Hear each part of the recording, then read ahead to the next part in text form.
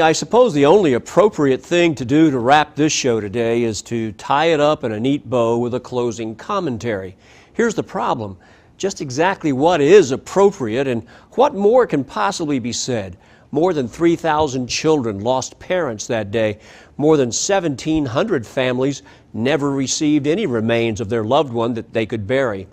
9/11 was probably the first time most Americans felt vulnerable.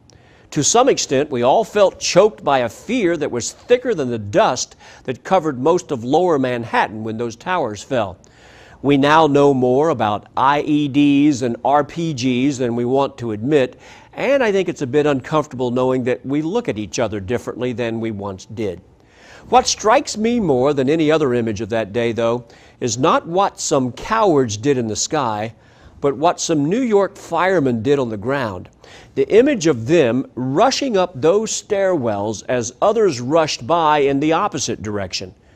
That commitment, that sense of duty, that caring for human life, that is who we are and what we should remember.